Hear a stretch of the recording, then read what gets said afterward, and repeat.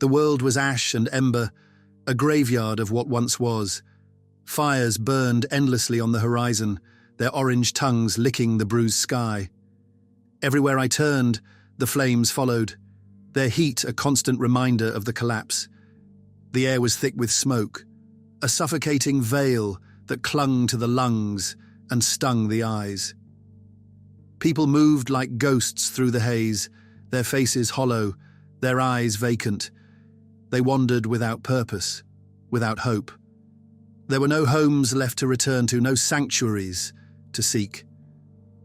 Only memories remained, fragile and fleeting, like whispers carried on the wind.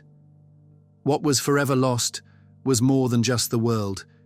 It was a piece of myself, torn away and buried in the rubble. I could feel its absence, a gnawing void deep inside.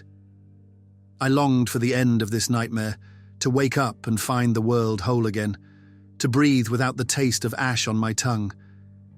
But each morning, I opened my eyes to the same cold reality. This was not a dream. This was the beginning of something darker, something colder. It had been years since the fallout. The land was barren now, stripped of life and sustenance. The rivers ran dry, the fields were scorched, and the forests stood skeletal, their bare branches clawing at the sky. Food and resources had been consumed in the chaos, leaving nothing but desperation in their wake. Raiders and maniacs roamed the wasteland, their humanity eroded by hunger and fear. Those who still clung to their sanity had no choice but to run, and keep running. There were no laws anymore, no governments to enforce order. The concept of a country had dissolved into dust. There were no citizens, only survivors. Above it all hung a dark cloud, a permanent shroud that blotted out the sun and cast the world in eternal twilight. It was as if the sky itself mourned what had been lost. I wouldn't have made it this far if it weren't for Jack.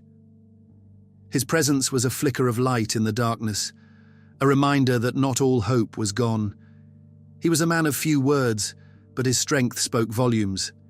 He had saved my life more times than I could count, pulling me from the brink when I was ready to give up.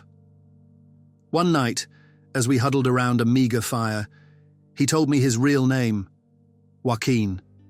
It was a name from another life, a life before the world had burned.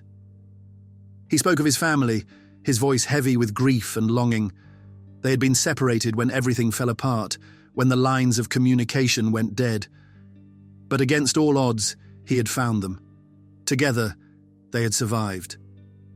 His story was a rare glimmer of hope in a world that had forgotten the meaning of the word. But even as I listened, I couldn't shake the feeling that this was only the beginning. The fires still burned, the smoke still choked, and the darkness still loomed. The road ahead was uncertain, but with Jack by my side, I knew I could keep moving forward. Even in the ashes, there was a spark of life, and as long as it burned, there was still a chance.